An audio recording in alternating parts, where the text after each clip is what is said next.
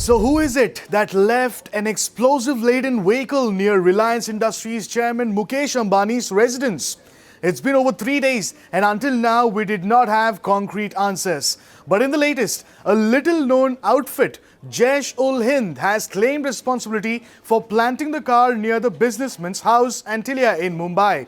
You're watching TV9 Digital. I am Adarsh Vepachedu, and in this video, I will be showing you a new message Jaish-ul-Hind has left for Mukesh Ambani on Telegram, their demands from the businessman, how the outfit claimed responsibility for leaving the car near the Ambani residence, and how they claim they were behind another recent bomb attack in the country.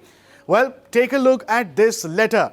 This is the message Jaish-ul-Hind has left on Telegram. In the first paragraph, the outfit claims the person who left the gelatin-laden SUV near the Ambani residence has reached the safe house and that what has happened so far is only a trailer with the big picture yet to come.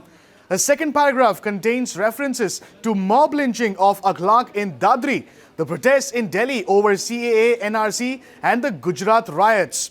The letter also claims that members of the outfit are spread across places, are unidentifiable and have a problem with corporates like Ambani who have, and I quote, sold their souls to BJP and RSS. The third paragraph dares the investigative authorities to stop them. The line that reads, "You could do nothing when we hit you under your nose in Delhi. You tied up with Mossad and yet you failed miserably," is a reference to the blast that took place outside the Israel embassy in Delhi on 29 January. This was a minor IED blast of very low intensity, and incidentally, a letter that was recovered from the site termed it as a trailer, just like in the case of the Ambani bomb scare. Those of you who may not be aware, Mossad is Israel's intelligence agency that tied up with India's NIA, or the National Intelligence Agency, to investigate the bomb blast outside Israel embassy. Earlier as well, Jaish-ul-Hind had claimed responsibility for the blast. The next paragraph threatens to ram the explosive-laden SUV into Ambani's children if their demands are not met. In its message on Telegram, Jaish-ul-Hind has demanded money through Bitcoin. It reads, "You know what to do. Just transfer the amount that's already been told to you to this Monero address." Now, Monero is an open source, privacy-oriented cryptocurrency that was launched in 2014. The police is trying to trace the details of the Telegram account from which the threat letter was posted.